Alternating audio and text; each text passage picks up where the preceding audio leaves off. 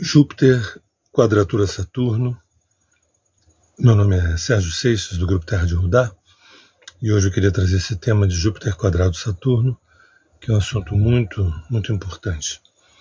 Antes, gosto sempre de frisar, quem quiser saber informações ou deixar um nome para o retiro de novembro, porque o de junho já encerraram as inscrições da Terra de Rudá, um retiro de imersão, onde a gente tem ali meditações, silêncio, discussão de temas importantes, estudos, aprofundamentos em relação com a natureza. Tudo isso que vocês quiserem saber maiores informações, entrar em contato no WhatsApp da Rosa Valgode, DDD 21 98505 8500. E quem quiser participar também dos trabalhos gratuitos da Terra de Rudá via WhatsApp, tornar-se presente, também entrar em contato com a Rosa no WhatsApp DDD 21 98505 8500. Hoje eu queria falar de um assunto muito importante. Em junho desse ano a gente vai ter uma quadratura de Júpiter-Saturno. E curiosamente em novembro a gente vai ter um trígono de Júpiter-Saturno. Essa quadratura em junho é o Júpiter em Gêmeos, quadratura é Saturno em Peixes. E no final do ano, o trígono é de Júpiter em Câncer, trígono Saturno em Peixes. O Saturno está se preparando para entrar a 0 grau de Áries, assim como o Netuno também é 0 grau de Áries. Então está no finalzinho de Peixes, o que é bastante relevante quando um planeta está saindo de um signo e entrando para o outro. Eu quero lembrar que a energia de Júpiter e Saturno, são planetas civilizatórios, são planetas que fazem a fronteira entre os planetas pessoais, Sol, Lua, Mercúrio, Vênus e Marte, e os planetas transpessoais, Urano, Netuno e Plutão. Júpiter e Saturno estão ali no meio, são o que eu chamo de planetas civilizatórios, que a partir dessa pulsão psíquica, tanto de Júpiter quanto de Saturno, é possível a gente construir regras, normas, um convívio assim, razoável. Porque Júpiter rege a justiça, as leis, aquilo que é certo, aquilo que é errado, aquilo que pode, aquilo que não pode. E é muito importante para que uma civilização possa caminhar que a gente tenha minimamente uma constituição, leis, regras, normas, que no fundo, que potencializassem o indivíduo, e que gerassem condições habitáveis para o entorno. E a função de Saturno também é meio de cobrador de impostos, é de verificar se essas leis estão sendo cumpridas, tem noção de limites. Então, se o Júpiter ele escreve a Constituição, ele traz todo um aspecto daquilo que é correto, daquilo que não é. Saturno é aquele que vai executar de alguma forma, vai chancelar e vai confirmar, o que está sendo feito de correto, o que não está sendo feito, e a punição devida.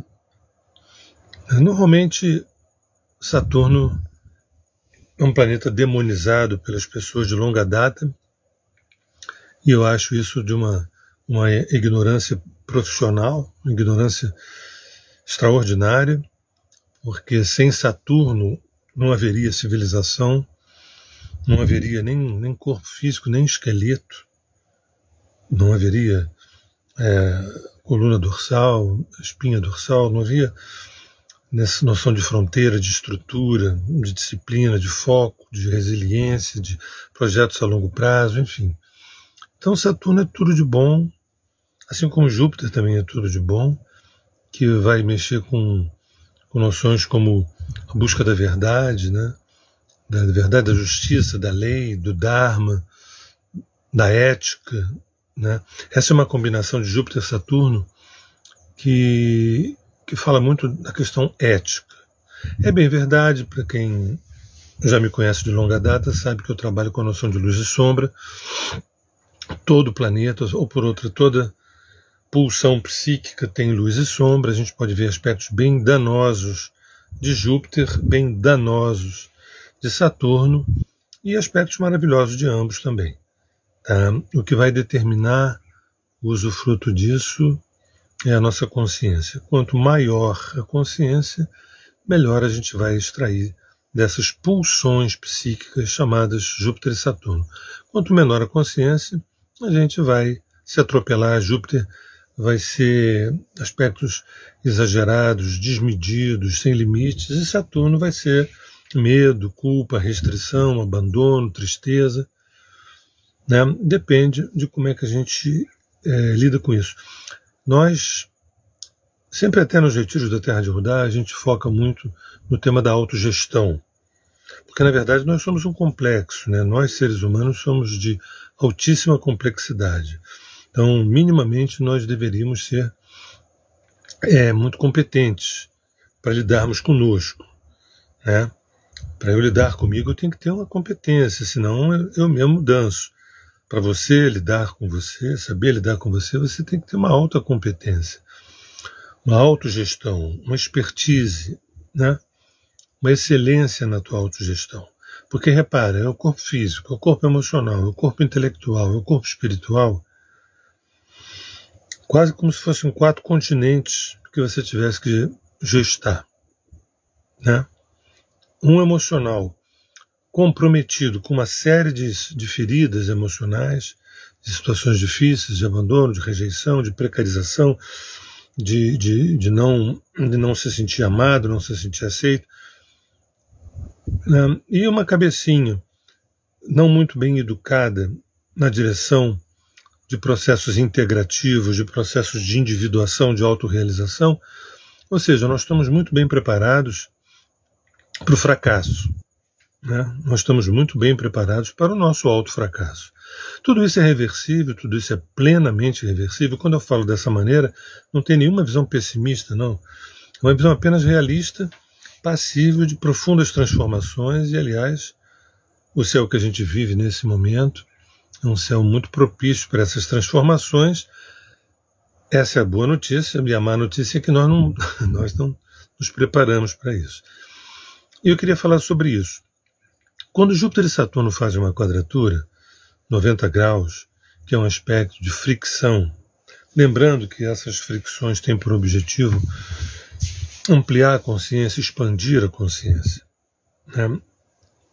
E o objetivo de expandir a consciência é a gente ter um usufruto maior das realidades à nossa volta e dentro da gente também. Então a palavra consciência é tudo de maravilhoso, a tal ponto que ela chegou no momento que ela é sinônimo da palavra amor também.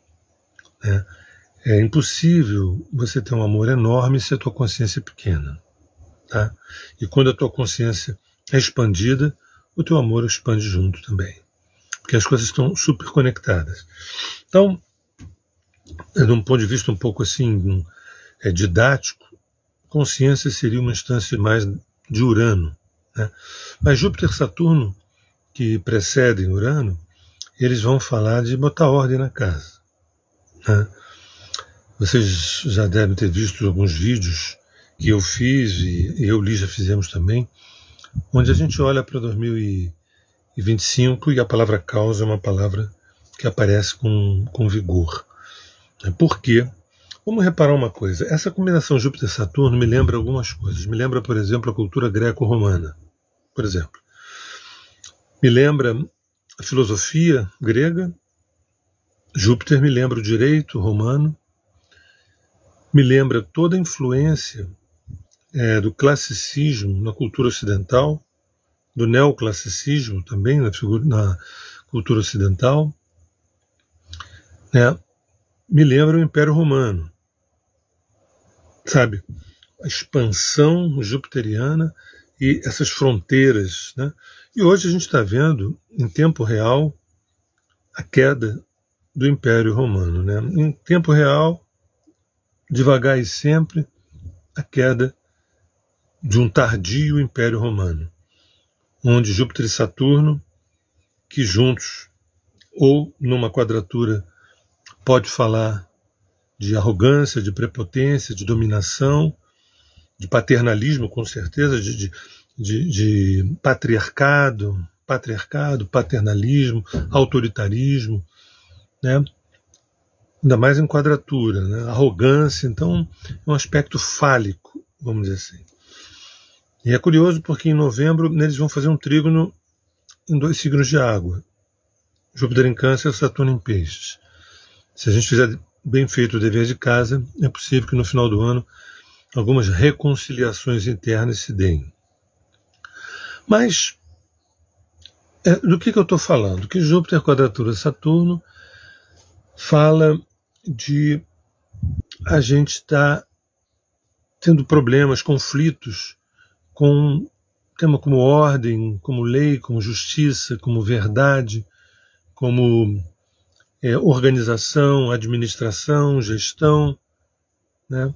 Como um mundo que vinha vindo, que na verdade começa a ter um processo autodestrutivo, né? Países tendo um processo autodestrutivo, o mundo passando por um processo momentâneo, né? Autodestrutivo através das suas gestões e tudo mais. E isso gera insegurança, gera medo, que é um dos projetos que está em pauta, né, na agenda, e que nós, pessoas físicas, não gostamos de palavras como insegurança, medo, né, ansiedade, estresse, muitas vezes pânico, porque quando Júpiter quadra com Saturno é como se a lei faltasse, a justiça faltasse, ou houvesse contradições, ou a Constituição fosse desrespeitada de alguma forma, ou se aquelas normas a gente pudesse passar por cima. Quem sabe o uso da força, quem sabe o uso de algum expediente que a gente pudesse burlar a palavra impressa, a palavra escrita, a lei que foi acordada. Mas aí fala assim, Sérgio, você com frequência diz que nós não nos preparamos para esse momento, né? E o que seria esse preparo? Para esse momento tão difícil. E que momento difícil é esse? Eu estou me referindo tão somente a Júpiter quadrado Saturno? Não. Plutão em Aquário, no começo de Aquário, tem mais 20 anos aí. O Netuno está saindo de Peixe para entrar 0 de Áries. O Saturno está saindo de Peixe para entrar 0 de Áries, fazendo uma conjunção com o Netuno, aspecto muito forte. O Urano está saindo de Touro para entrar em Gêmeos, vai ficar 7 anos. E o Júpiter está saindo de Gêmeos para entrar em Câncer. Não acho pouca coisa. Ainda tem esse Júpiter quadrado Saturno. A gente estava vindo de uns períodos de Saturno quadrado Urano, que é o aspecto conservador versus o aspecto progressista. Agora a gente está com o Júpiter quadrado Saturno, que está rondando, fica em grau exato em junho, novembro vira trígono, a gente conversa isso mais na frente, que vai nos falar sobre eu posso desrespeitar aquilo que a gente acordou, né? Constituição, eu posso fazer ioiô, entendeu? Aquilo que foi combinado, aquilo que foi a verdade, nada como a força, a tirania, o aspecto ditatorial, né? Quem sabe as armas vencem qualquer palavra escrita. A gente pode assinar o contrato que for e na hora H a gente muda porque eu posso mudar. Lembrando que essa combinação de Júpiter-Saturno mal vivenciada é ditadura, é tirania. É tirania. A palavra já não tem peso, a verdade já não tem peso. Então a gente vai na força, o mais forte que. Tá? Isso está na pauta, isso é um dos capítulos da nossa agenda, não só para esse ano. Mas eu queria tentar responder essa pergunta, mas o que seria a gente se preparar, por exemplo, para esse momento que a gente está passando? Eu estou pegando como gancho aqui a quadratura de Júpiter-Saturno, que é uma quadratura que fala de uma vulnerabilidade civilizatória. De uma vulnerabilidade civilizatória. Tá? De uma vulnerabilidade civilizatória. Bem, aí fica assim, não, mas para se preparar era básico, uma coisa básica. Se preparar isso era uma coisa básica. Por exemplo, que a gente tivesse é preparar uma economia sustentável. Simples, uma economia sustentável. Uma economia que respeitasse valores humanos, né, e ambientais. Não, Sérgio, isso não é tão básico assim, isso não é tão simples. Porque 1% expressivo da população não quer perder os seus interesses, os seus lucros. Ah, pois é. Tá bom, vamos passar para uma outra coisa básica. Uma outra coisa básica seria uma política dos governos, uma política focada na transparência, na verdade, né? Em aspectos de estadistas buscando o melhor para o bem público. Entendeu? Básico, simples assim, todos nós sabemos. Não, Sérgio, não é tão simples assim. Não é tão básico. Essa política que está aí, se a gente começa a falar de verdade, de transparência, a casa cai geral. Não dá para você governar sem mentir. Tá? Isso é o que vem acontecendo ao longo de séculos. Então, não é tão básico, Sérgio. Acorda. Tá bom? Tá bom. Então tá. Então, uma coisa bem básica, né? É o respeito, né, ao meio ambiente. Isso tudo é a gente se preparar para esse momento de extrema vulnerabilidade e caos, que a gente mal começou. Outro é o meio ambiente. Não, o meio ambiente está... Por que o ser humano preserva tão bem o meio ambiente? Porque ele ele se alimenta. Tanto os alimentos vêm do meio ambiente, quanto também os minerais, a riqueza humana. Sérgio, isso não é tão básico, isso não é tão simples. Por quê? O meio ambiente ele é predado por 1% da população que não quer ver seus rendimentos, seus lucros, suas benesses sangrando. Mas isso tudo, 1%, 1% da população não quer abrir mão de seus interesses pessoais e o meio ambiente que se vire. Entendi. Tá. Estou achando um pouco difícil da gente se preparar para esse momento. Mas vamos lá. Vamos falar de coisas básicas, continuar falando de coisas básicas. Uma educação atualizada. Uma educação atualizada, sabe? Nós nos preparamos através das escolas, das educações. Mas só, Sérgio, explica melhor o que é uma educação na tecnologia? Não exatamente. Não estou nem pensando nisso. Estou pensando em palavras como consciência, vida, mundo e mercado de trabalho. Quando você consegue, num processo educacional, né, trazer o tema da consciência, a relação com a vida, a relação com o mundo e com o trabalho, com a profissão, você vai preparando o ser humano. Mas, Sérgio, não é tão simples assim, Sérgio. 1% da população não tem interesse que as pessoas estão bem educadas, estão bem preparadas, estão bem formadas. Isso tudo, 1%, não tem interesse? Não. É muita gente que não tem interesse. Quanto menos educados, quanto mais ignorantes nós formos, é mais interessante para esse 1%. Poxa, eu não sabia que era tanta gente assim. Tá bom. Então a gente continua. O que você está fazendo, Sérgio? Você me perguntou como é que seria a gente se preparar para esse momento. Eu estou trazendo algumas questões básicas, assim, bem primitivas. E você está me mostrando que, na verdade, não são tão básicas. Falei de uma economia sustentável. Não, tira isso. Aí eu falei de uma política transparente, fundada na verdade. Não, isso aí piorou ainda. Tira isso. Tá bom. Então tá, pelo menos um respeito ao meio ambiente. Não, isso daí nem se fala. Senão não dá para os países ganharem rios de grana. Eu pensei numa educação atualizada. Não, a educação é uma coisa muito complicada, ainda mais agora com a tecnologia. Bem, falar em tecnologia. Bem, a tecnologia, que é uma coisa maravilhosa, absolutamente maravilhosa, uma tecnologia potencializadora do humano, né? Ela chega para potencializar. Não, Sérgio, você não está entendendo ainda. Você ainda não entendeu. 1% da população não tem o menor interesse de potencializar a humanidade. A tecnologia vai precarizar a humanidade. Vai diminuir os empregos, vai colocar essas pessoas em funções mais de subinteligência, subfunção. A gente não sabe para onde vai os trabalhadores. Sei. Tá. Esse 1% é poderoso, hein? Pois é 1% poderoso.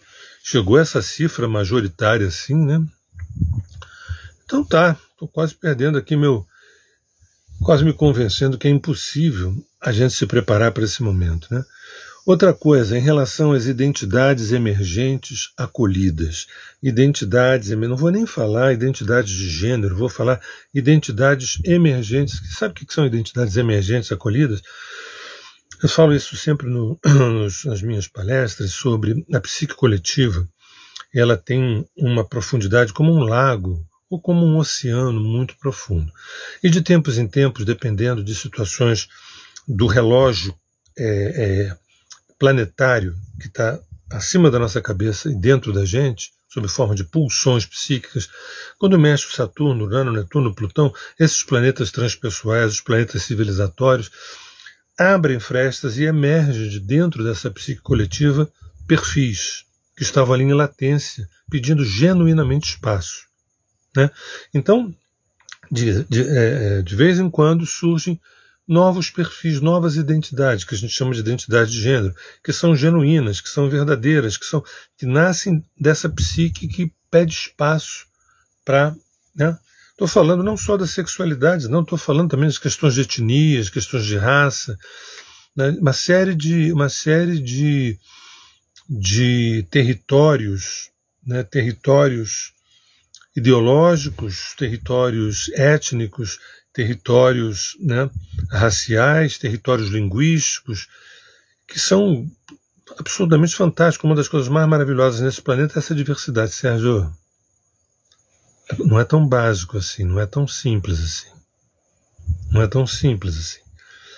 Você está viajando na maionese. Você está tentando mostrar o que seria a gente ter se preparado para esse momento. É isso que eu estou tentando. Pois é, mas então esquece, a gente não está preparado. O que significa não estar preparado para esse momento? Significa, sabe, quando vem aquela onda enorme e a gente sai rolando com ela, alguns sobrevivem, algumas pessoas realmente sobrevivem. Não? Ah, mas então o quadro é tão danoso assim? O que você queria que fosse? A gente está falando... Eu estou falando de um projeto básico, simples, óbvio. E você está me lembrando de um anteprojeto perverso, sinistro, odioso, de que esse percentual enorme de 1% da população gestando... Então, gente... Ah, mas acabou? Não, eu ia até continuar falando mais uma ou duas coisas. Então fala. Por exemplo, você que estuda um pouco o céu, a gente está vendo o tema das fronteiras esgarçadas, das fronteiras puídas, fronteiras, né?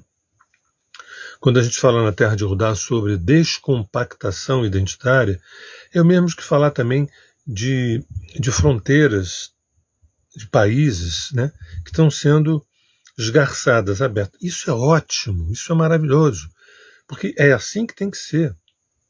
Né? Como os animais, como os pássaros, a gente poder ter um limite é muito positivo. Esse limite, ele ser permeável, maleável, ele poder ter uma dança, uma plasticidade, tudo de bom. Ele ter que ser rígido, isso é o mau Saturno. O limite é muito positivo. Esse aqui é o meu território, mas eu permito que você entre.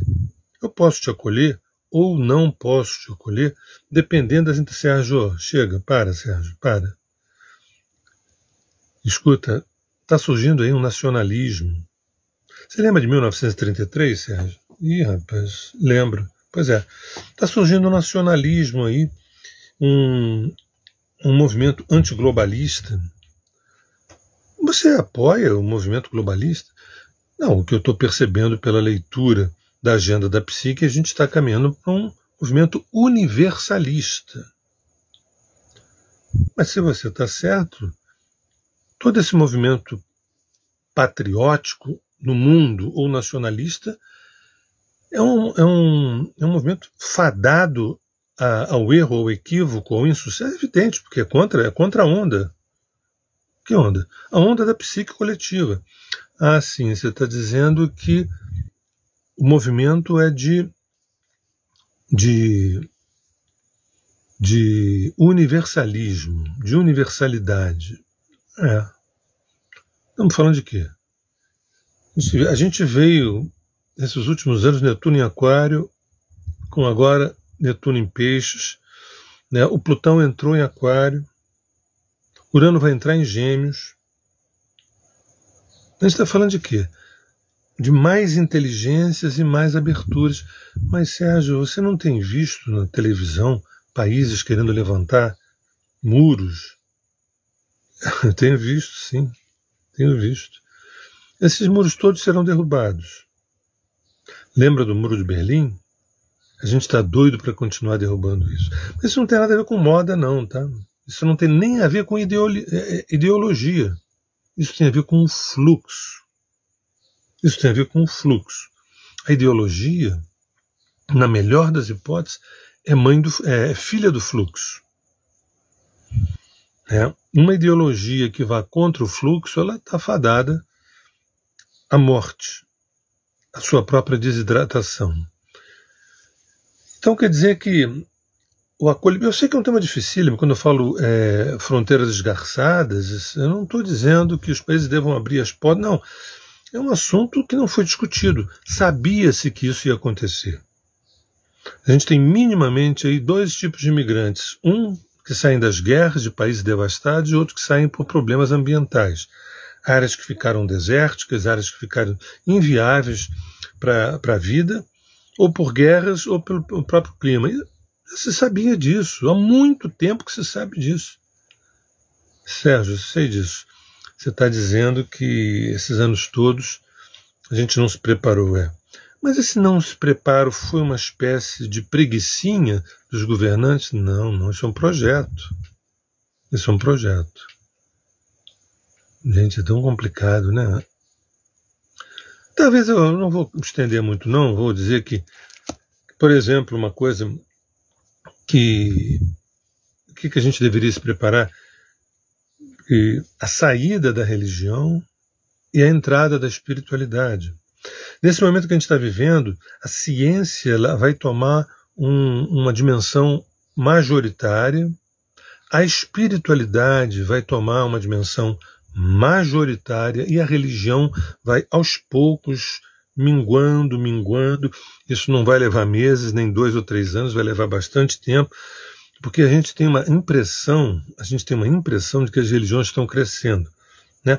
E eu costumo dizer que isso é uma reação bem interessante contra a onda, contra o fluxo, né?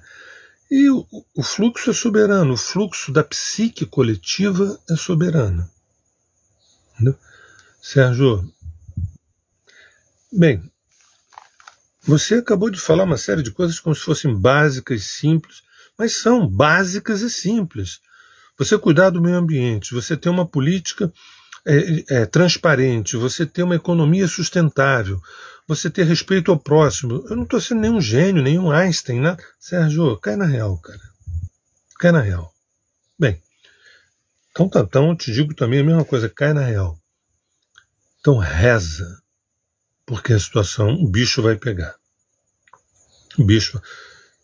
E vai pegar e está pegando há muito tempo. Mas o que significa o bicho vai pegar?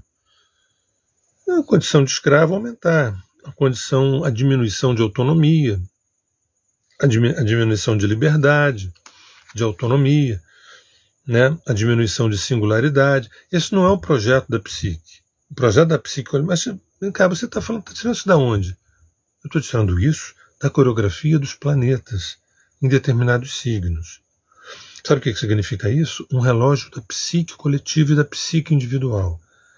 Falar de Plutão entrando em Aquário, né? Eu já citei em vários vídeos, talvez eu volte a citar, o que aconteceu em fatos históricos, nesses momentos que aconteceram, e que está acontecendo agora, né? Com a conjunção Saturno-Netuno, né? Com Plutão em Aquário. A quantidade de coisas que a gente viveu que mudaram o mundo. E na hora que muda o mundo, na hora que muda o mundo, não é uma fofura, não é uma delícia, não é uma coisa assim, ai, nossa, que legal mudar o mundo. Não. É um cavalo de pau, de 180 graus. Às vezes é meio lento, às vezes é muito rápido, às vezes é meio lento, às vezes é muito rápido. E eu insisto, era simples da gente ter se preparado. Era simples da gente ter se preparado. Mas a gente se descuidou de perceber algumas coisas. A gente não percebeu que os governos do primeiro mundo, eles obedecem às corporações financeiras. A gente não percebeu lá atrás que as corporações financeiras obedecem a um pouco mais de que 10 famílias no planeta Terra. Existem um pouco mais de 10 famílias que mandam nesse planeta. A gente não percebeu que acima dessas famílias existem seres, né, que as escritas sumérias falam desses seres, as tabuinhas cuneiformes falam desses seres, que são os seres que são os chefes dessas famílias, são os donos dessas famílias e têm uma visão mais sombria do que luminosa. A gente não se deu conta que acima desses seres que os sumérios já nos falaram, dando nome e sobrenome, existem altas hierarquias ascensas. Quando a gente se desgruda, tudo isso é Júpiter-Saturno, tá? Júpiter-Saturno, relação com o poder, relação com a dominação, relação com a legislação, relação com a regra, com a norma, com a lei, né?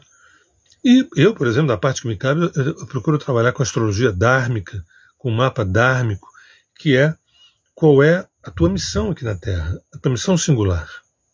Mas você repara, nós temos os governos de grandes países que obedecem às corporações financeiras, que obedecem a um pouco mais de 10 famílias em vários lugares do planeta, que obedecem a seres que a gente não sabe o nome, porque não estão na mídia, jamais estarão na mídia, esses seres que são citados lá na tradição suméria, e acima deles nós temos hierarquias ascensas, hierarquias excelsas.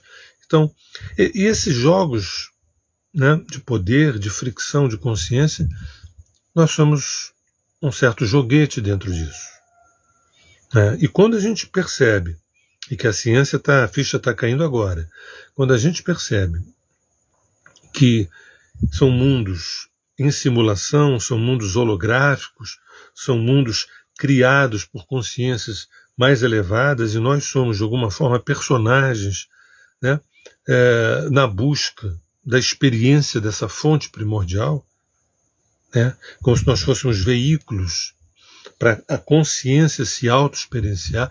Quando a gente não tem esse conhecimento, quando a gente está distraído com a sobrevivência e o prazer, ou a gente está distraído com a sobrevivência, a dor e o prazer, esse triângulo, sobrevivência, prazer e dor, sobrevivência, dor e prazer, dor, prazer e sobrevivência, né, como se a gente estivesse jogando ali no semáforo, né, da esquina, jogando aquelas 3 bolas para ganhar 10 centavos, 20 centavos, né, que é sobrevivência, dor e prazer, né, a boiada vai passando, a boiada vai passando.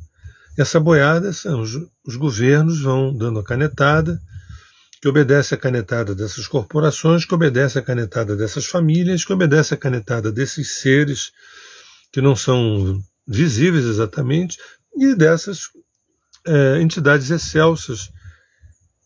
Ou seja, resumo dessa ópera é um jogo de luz e sombra. Então a quadratura Júpiter-Saturno mexe na vida pessoal de cada um. Será que isso que era certo continua sendo certo? Né? Eu quero voltar aos valores. Eu acho que o papel da mulher é servir ao marido. Eu acho que o homossexual deveria ser curado. Eu acho que as raças, elas são diferentes e elas têm uma hierarquia. Essa baboseira que um dia, né, houve um dia que a escravidão literal era normatizada por lei, sabe, sem problema. E o mundo evoluiu. Só que a escravidão nunca deixou de existir. A escravidão continua existindo. Essa combinação de Júpiter, Saturno, Urano, por que vem Urano depois de Saturno? Por quê? É o quilombo de Palmares. O que é Urano depois de Saturno? É o grito de independência, de liberdade, depois da gente ter ficado no âmbito sombrio, né, desse diálogo de Júpiter-Saturno, que é ligado a controle, dominação, autoritarismo. Vocês reparem que o tal do reset, né, na versão densa do reset, é isso, é mais controle. É mais controle, é menos autonomia, né? Ou seja, é uma escravidão mais sofisticada, né? E ainda falam de renda básica. Quer dizer, se você for um nulo, se você receber uma mesada, você não precisa também se esforçar, ter desafios de crescer, se desenvolver, agregar algum valor na sociedade, produzir alguma coisa. Não, as máquinas vão fazer tudo isso melhor que você. Mas então a tecnologia está sendo feita para destruir a humanidade. Então é isso, né? Não, a gente não vai falar nada disso, a gente não vai dizer nada disso, não. A tecnologia é para nos ajudar. É bem verdade que muitas pessoas vão ficar à margem, vão ficar sem trabalho, mas a gente vai dar uma renda básica. Entendeu? E vem cá, será que uma mesadinha, um saláriozinho mínimo, me deixa instigado para produzir? Não é para produzir para terceiros, não, produzir para mim, para o meu crescimento, para o meu desenvolvimento, para a minha evolução. Afinal de contas, o que eu estou fazendo aqui? Eu estou aqui para quê? Servir algum establishment ou para o meu processo evolutivo? Daqui a pouco, quem sabe, eu não estou mais aqui, eu estou noutra instância. Tanto porque eu posso ter ascendido, quanto posso ter sido reprovado na prova de 5D. Se eu fui reprovado na prova de 5D, eu vou para outro lugar. Se eu passei na prova 5D, eu posso continuar aqui ou, quem sabe, ir para outro lugar. Não adianta a gente gastar muito tempo encurtindo o nosso ego. Não adianta a gente gastar o nosso precioso tempo encurtindo os nossos desejos. Eles estão a serviço de quê? Do Dharma? Esses desejos estão a serviço da alma? Estão a serviço do caminho? Estão a serviço do tal? Ou eles estão a serviço do ego? De um narcisismo? É disso que fala a quadratura Júpiter-Saturno. A quadratura, que é um aspecto de 90 graus, que é um aspecto de fricção, que é um aspecto difícil. Hoje a gente está vendo pessoas que falam assim, não, eu sou mais forte que você, eu não preciso obedecer essa lei nem aquela. A gente rasga, faz outra lei.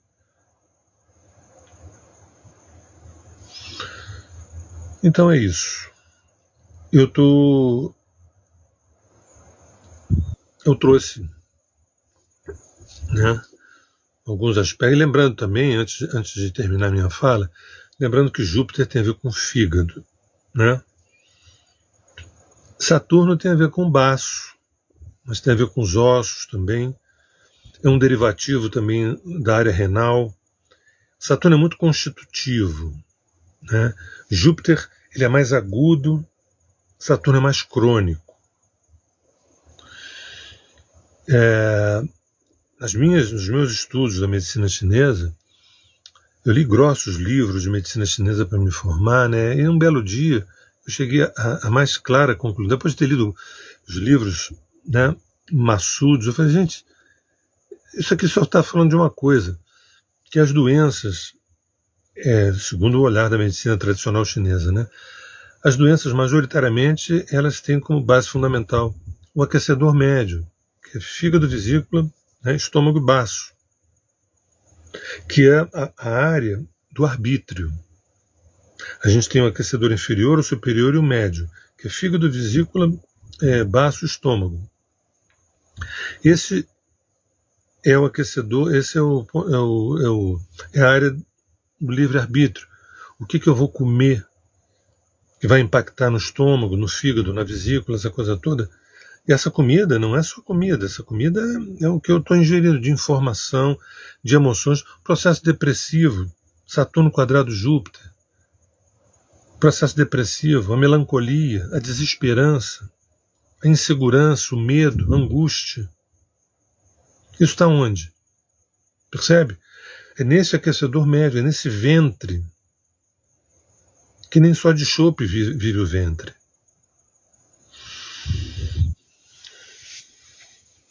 Então, eu fiz questão de simular um diálogo, né, entre duas pessoas, entre o tal do Sérgio Seixas e mais alguém, para dizer assim, olha, existem algumas coisas básicas que a gente deveria ter feito para se preparar para esse momento, e a gente não fez nada disso. E a gente não fez nada disso porque a gente não foi educado para isso, não foi orientado para isso. Lembrando que a minha fala não é para ficar responsabilizando terceiros, e simplesmente também para dizer que terceiros têm uma enorme responsabilidade, né, principalmente aqueles que têm poder de mudar, de fazer leis, né? Mas nós também, ainda que nos sintamos escravos contemporâneos, modernos, sofisticados, nós sempre teremos uma parte nossa livre. Todos nós, sem uma única exceção, sempre teremos uma parte nossa completamente livre, né? E essa parte livre, que muitos chamam de self, é aquela que pode perceber que nós estamos sendo educados para o matadouro e perceber que, ainda que a gente esteja na fila do gado, a gente consegue acessar a nossa iluminação, o nosso despertar, a nossa liberação. Porque a liberdade, ela não é o fato de você estar aposentado, não ter ninguém que mande você, não, nada disso. Liberdade é um estado de consciência. Pessoas dentro de uma cela, dentro de uma prisão, podem se sentir livre. Pessoas completamente livres numa praia, viajando, fazendo excursões, podem se sentir completamente prisioneira. A liberdade, marcada pela pulsão psíquica de Urano, não depende dessa ou daquela condição física, e sim do nível de consciência que você acessa as realidades.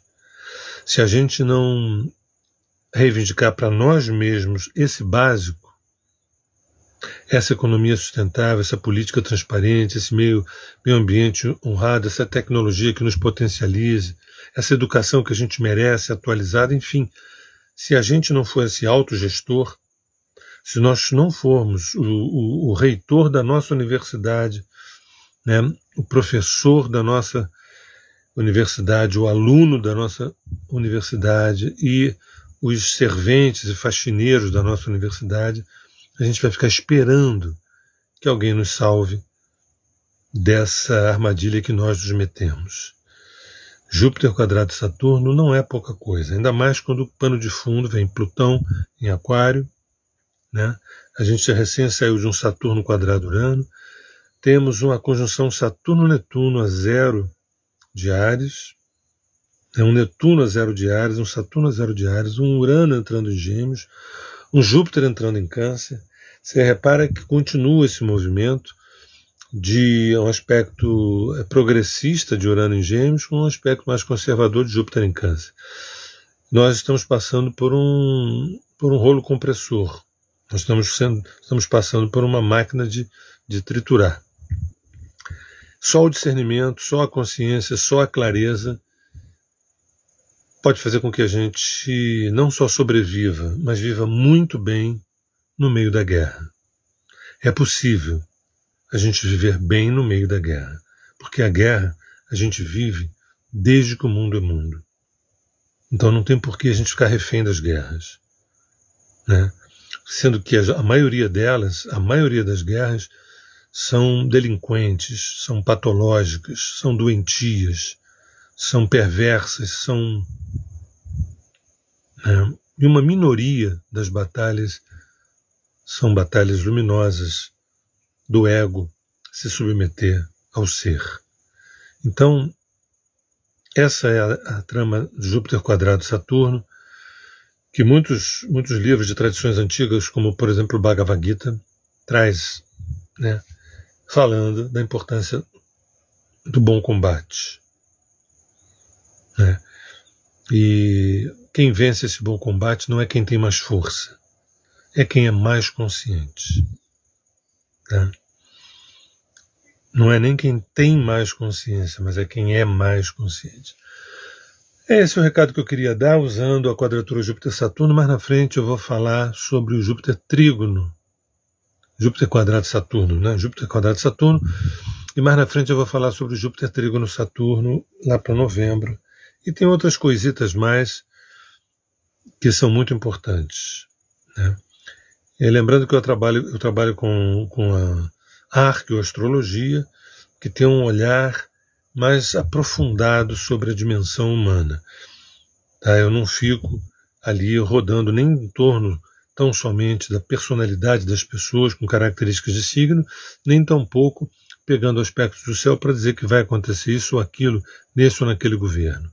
Isso não. O negócio é a gente ter ferramentas, o negócio é a gente ter instrumentos para poder lidar e não fazer exercícios de futurologia, e muitos dos quais vão dar certo e a gente vai se vangloriar com o nosso ego de astrólogo. Não é isso que a gente precisa. Gente, é isso, tá? Então, quem quiser deixar o nome na lista de espera lá do nosso retiro de imersão de novembro, ou quem sabe de junho também, que sempre tem uma desistência ou outra, né, que a gente já fechou com tanta antecedência que chega na hora, sempre acontece alguma coisa, e aí a gente coloca também para junho a possibilidade de alguma desistência. Tá bom? Meu nome é Sérgio Seixas, do grupo Terra de Rudá e do aplicativo 639 de relacionamentos amorosos a partir da sinastria astrológica. Beijo no coração e até agora.